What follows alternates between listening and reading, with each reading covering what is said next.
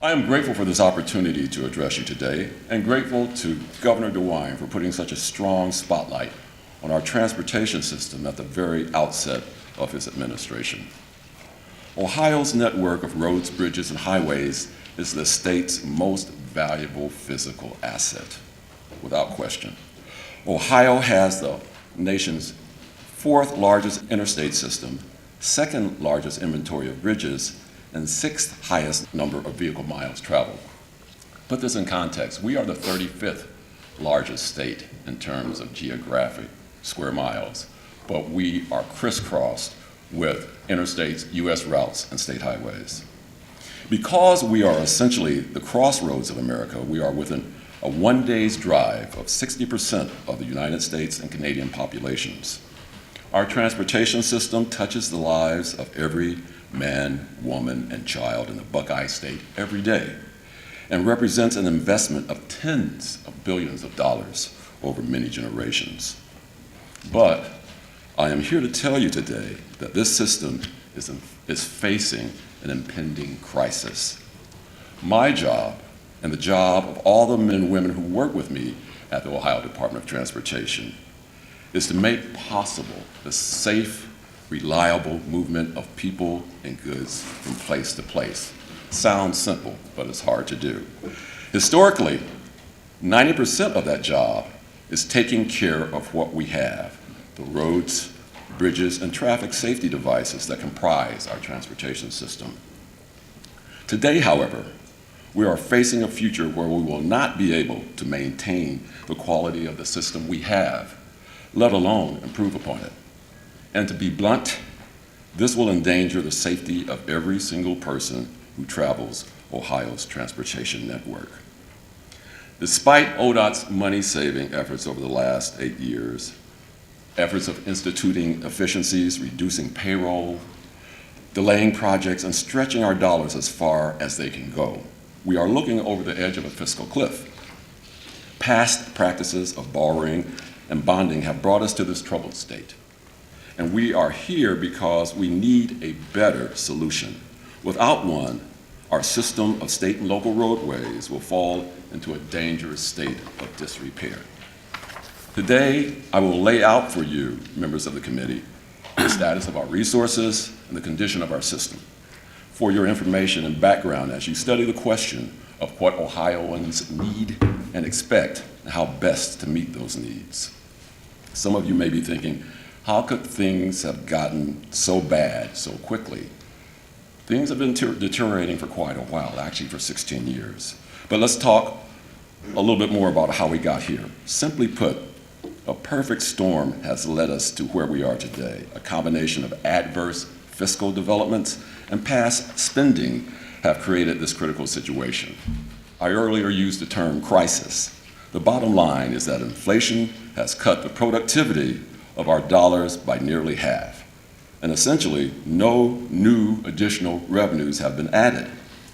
The last time we increased the motor vehicle fuel tax revenue was in 2003, when we passed increases of 2 cents per gallon for 3 consecutive years, equaling 6 cents total.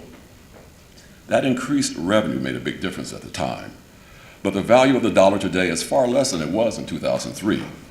In the past 16 years, heavy highway construction inflation has ravaged the spending power of those funds. The reality is that our dollar in 2003 is now just worth 58 cents in terms of what we can buy at the Ohio Department of Transportation from our construction and engineering partners. That means today's dollars will not fully pay for the maintenance work Ohio roads and bridges will need. And because of this, our transportation system will, without a doubt, fall into a dangerous state of disrepair. To compound the problem, Ohio's motor fuel tax rate is not indexed, meaning it does not automatically increase with inflation as it does in neighboring states such as Michigan and Indiana. If the motor fuel tax was indexed back in 2003, we would be in far better condition than we are today. That tax would have increased along with inflation, but without that indexing, it has remained flat leaving us without the money to maintain our roads into the future. Let's move on to the next contributing factor to this crisis. Ohio's motor fuel tax revenues have remained relatively flat over the last 15 years. The miles people are driving on Ohio roads is at an all-time high. I think you've noticed that if you've driven around the state. But increased fuel efficiency, which is a good thing for motorists, means they use less gas, and creates less tax. They use less gas, and that means less tax revenue for us. That also means we've only seen microscopic increases in the number of gallons of fuel purchased each year. To put that another way, motorists are putting more wear and tear on our roads than ever, but the money they are contributing for maintenance is not keeping up. Back in 2003, our modest, and we believe conservative projection was that gas use would increase by 1% each year. That has not happened. Instead, from 2003 to 2013, consumption of motor fuel in Ohio, on average, has increased only 1/3 of 1%. 1/3 of 1% for almost 15 years. Additionally, although the first fully electric vehicles only recently hit the market, some are projecting they will make up as many as 1/3 of the vehicles on U.S. roads by 2040. Under its current structure, these and other alternative fuel vehicles will continue to contribute to the wear and tear on our roads, but will pay no motor fuel taxes whatsoever. They will be free riders. Now let's look at ODOT's outstanding debt. Because of near double-digit inflation in 2005, 2006, and 2007, the run-up to the Great Recession, the increases passed in 2003 weren't adequate for our needs for long. As a result, decisions were made back then to borrow against motor fuel tax revenues to make up the needed difference. And that process has continued through 3 consecutive administrations. It was only a short-term fix, leaving us in the bind we are in today.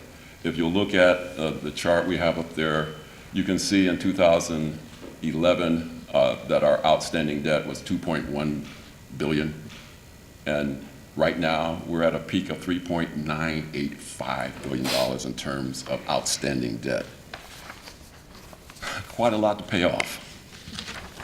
Because of this borrowing, before we spend any of our gas tax money for its intended maintenance purposes, we must take $390 million off the top to pay the debt service on this accrued debt. That's enough money for ODOT and local governments to do dozens of needed roadway projects across the state. But that won't happen. The operating engineers will not have bulldozers out there. The county engineers will not be selling projects. Instead, that money is going to be used for paying for past projects. And let's not forget about the turnpike bonds. In recent years, the lack of highway system funding was addressed by borrowing an additional $1.5 billion. It was an innovation of the Kasich administration. They were resourceful in leveraging the turnpike. But these turnpike bonds were guaranteed by Ohio Turnpike tolls, and these tolls were increased to meet the debt service. This infusion of money allowed ODOT to do 13 major projects within 75 miles of the turnpike, which you see depicted up there. It also allowed the Ohio Turnpike and Infrastructure Commission to make some much needed improvements along the turnpike corridor. Anyone who lives in the northern tier of Ohio, from the Pennsylvania border all the way over to Findlay and Toledo, they know this. Unfortunately, that money is now all spent or committed, and that source is no longer available. The debt service for the Infrastructure Commission, the Ohio Turnpike and Infrastructure Commission, will continue for decades. In fact, they will be paying on that debt until 2048. You recall the debt that I showed for ODOT on its own. ODOT will be paying debt until 2054 on some of our projects, including our Portsmouth bypass. If I am fortunate enough to be a centenarian and live to 102, I'll see that debt paid off, but I'm not banking on it. The reality is that our resources from the last motor fuel tax increase have been inadequate for the needs of our transportation system for at least a decade. Instead of increasing that revenue stream, the state has been taking on more and more debt. to complete projects and to maintain the status quo. Today, this situation has pancaked into a debt load that is irresponsible to continue. Governor DeWine insisted we take a hard look at our situation, provide you and the public with the facts. After doing that, I cannot in good conscience recommend that this practice of borrowing only continue. It only delays the problem. It does not fix it. All right? These maps show projects that state and local leaders over the past several years have identified as being important. These projects would solve congestion issues, address safety concerns, and help further economic development. They would help ensure the longevity of our roads and bridges. However, beginning July 1st, there is no new revenue for any new highway improvement projects of any kind in any place in our system. I repeat, there will be no new revenue available for any new highway improvement projects of any kind. Our ability to complete needed maintenance projects will also be stressed and suffer. It is a grim financial situation. It is also a dangerous one.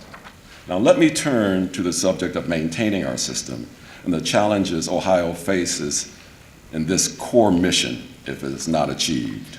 As I said, Ohio has the fourth largest interstate system, the second largest inventory of bridges, and the sixth highest number of vehicle miles traveled on its system. As the crossroads of America, we are within 1 day's drive of 60% of the US and Canadian populations. Keeping this system in working order is a hefty responsibility. I realize that we have members of the logistic community industry on our committee, and because of our just benefit of being where we are a logistics hub. It is really a core driver of our economy. So we have to take advantage of this, and the only way we can take advantage of this is to have a solid, safe, reliable system where drivers have reliable travel times. But in order to balance our budget for the next biennium, ODOT moved out approximately $150 million in maintenance work that was once scheduled for fiscal year 2020 into later years. This is maintenance work that should be happening soon, but without a change in our revenue situation, we will continue kicking the can down the road every year into the future. Every year, there will be more essential maintenance work that cannot be completed. Every year, we will be putting more of our roads at risk of looking like this.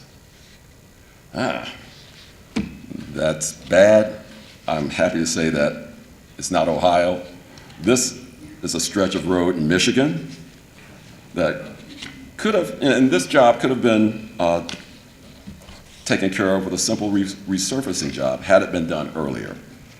But they let this roadway get to a deplorable state, and this is what we would call a failing road in Ohio. And if you look down the roadway that says road closed, we don't want to be like Michigan in this regard. But the state up north allowed the road to deteriorate. A project which could have cost $110,000 per lane mile will now probably cost them $335,000 per lane mile, all because they waited about 5 or 6 years too long to make the needed repairs. We cannot let that happen here. Delaying maintenance work may help us balance our budget in the short term, but as every homeowner knows, delaying needed maintenance only results in more cost in the long run. The price of rebuilding a broken highway system is much, much greater than the cost of maintaining it properly in the first place. We try to do that at ODOT. That's what we call asset management, fixing the road at the right time. Even more important than the cost of delaying projects are the safety concerns from allowing roads and bridges to deteriorate. Statistically, we know that deteriorating road conditions lead to more crashes, and that more crashes lead to more fatalities. Poor road conditions contribute to 1/3 of all highway fatalities. When road conditions deteriorate 25%, crashes double. When road conditions deteriorate 60%, crashes go up tenfold. If we do not have the funding to fix Ohio roads, more crashes will happen, and I am sad to say that more people will get hurt, and even sadder to say that some people will die. These are not just predictions or actuarial tables. We have, sadly, real-world examples of bad maintenance contributing to death. Several years ago, a truck was traveling southbound in Columbiana County, a box truck. It hit a severe pothole, broke its axle, went left of center, hit a young nurse who was going to work. We ended up, and she died in that accident.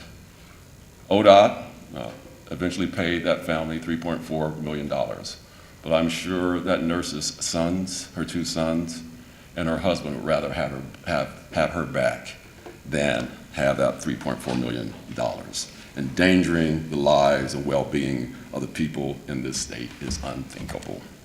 Not funding critical infrastructure projects puts the health and safety of our citizens at risk. When road shoulders get run down, your vehicle, you and your family could be pulled off the road with those bad road edges. When roads get run down, they hold more water and increase the probability of hydroplaning. When trees are not properly trimmed, they can and do fall onto vehicles and pedestrians. When guardrails are not in good condition, they will not keep your vehicle from plunging down the hill they are supposed to protect you from. When pavement markings fade, both you and the driver coming towards you at 55 miles per hour or faster cannot tell where your lane ends and theirs begins. Even potholes can injure far more than just your tires. The cost of inaction is unacceptable. Let me tell you a little bit about what pavement deterioration looks like over time.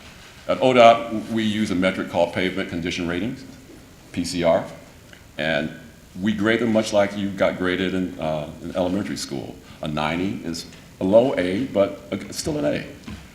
That pavement you see right there was paved about within a year. It's still in very good condition. That's a roadway we would not touch. That's not something we would maintain. But we monitor our pavements and we do asset management. Right there you see an 80, which is a B, but already some maintenance has been done on that road. You see the lines, it's called crack sealing. They have sealed the cracks in the road pavement to stop further deterioration, water seeping into the pavement in the base and making the road deteriorate even faster. But you can see how that road has diminished. That's about 4 years down the line, 4 years down the line. Add an additional 3 years, 7 years later, you're looking at some drag patching, some of the pavement striping, fading, and you're looking at a roadway that we would call a low C. Then you see a 60, which is a D on anybody's scale, and that roadway is 2 years later, and what you're looking at there is a roadway that ODOT would schedule for resurfacing. Mr. Ringel, you know that. It will schedule for resurfacing within a year. You see alligator cracking, you see some of that edge line break off, which can pull your car off the road. You see longitudinal cracking and transverse cracking. That is when we want to go in and get a road fixed. Because we now have more maintenance work than revenue to fund it, ODOT will be forced to make hard decisions about which roads that look like that 60 up there get paved and which roads will not. On this slide, you can see our projected pavement condition ratings for 2020, 2025, and 2030. These are the roads we project will be rated poor because every year we will have less funding available for the maintenance needed to keep them in good order. I would point out that these are only state system, U.S. routes, state highways. This is only our state system. This depiction does not include our local roads. However, as I will explain soon, this is a challenge also facing our local partners. Our problem is their problem too. Our maintenance dollars are stretched even tighter when critical emergencies arise. For example, in 2018, everyone knows it was the wettest year on record for many parts of Ohio, especially in southeast Ohio, where the terrain lends itself to frequent landslides when there is a lot of rain.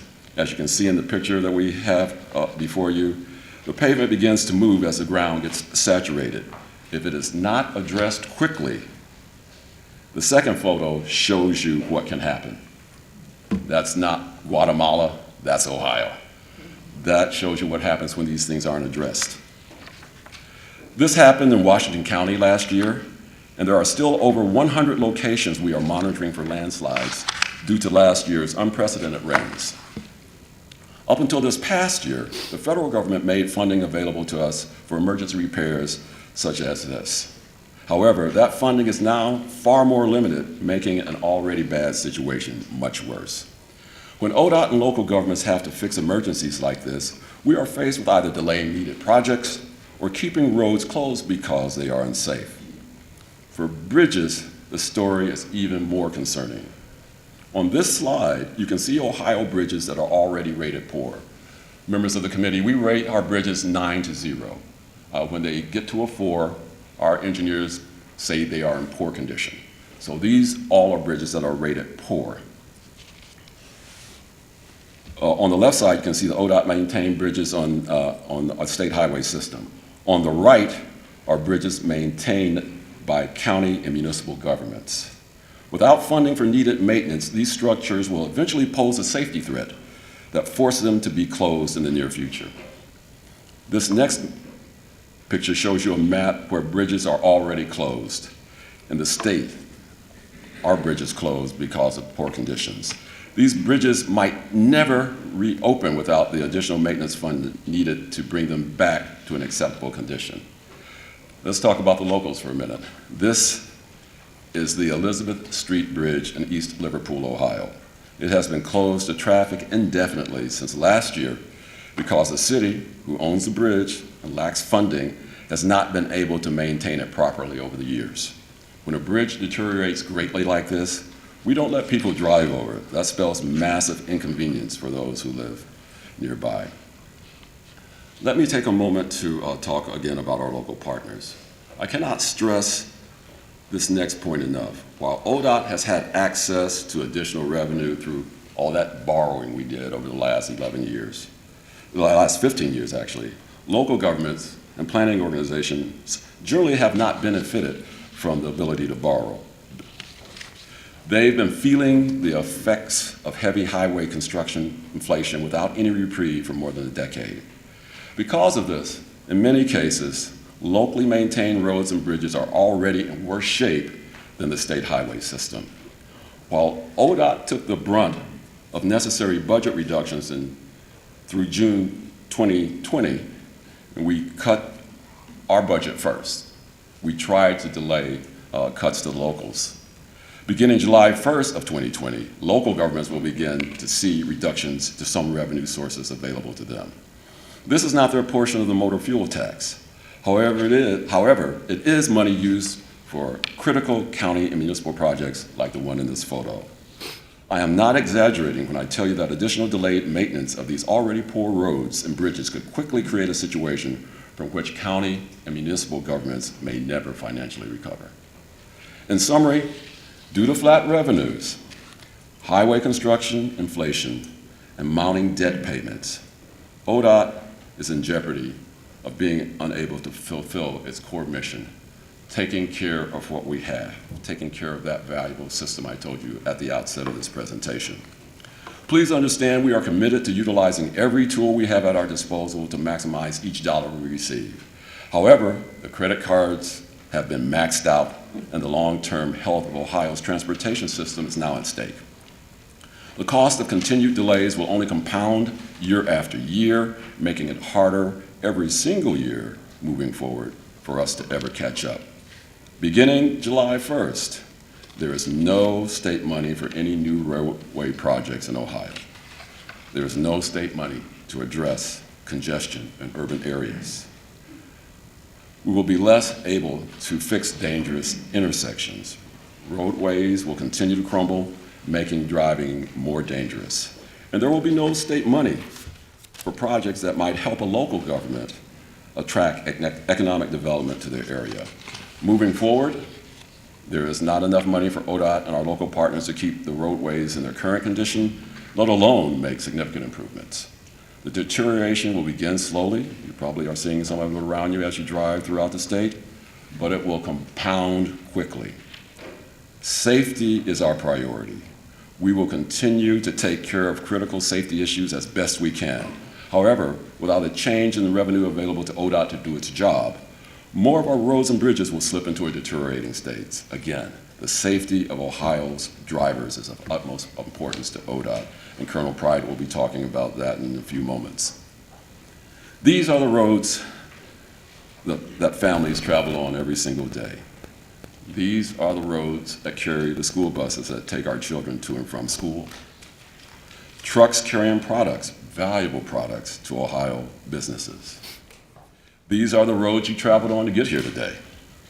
This issue affects all of us. As I said at the outset, and our job is 24/7, 365. The highway system never closes. We impact every man, woman, and child who drives through Ohio, and we take our job seriously. And that's why I urge your careful consideration of this information, and I'm happy to provide any additional information that you might need to help you in your task. I have my staff here with me, and I will be happy to take any of your questions at this time.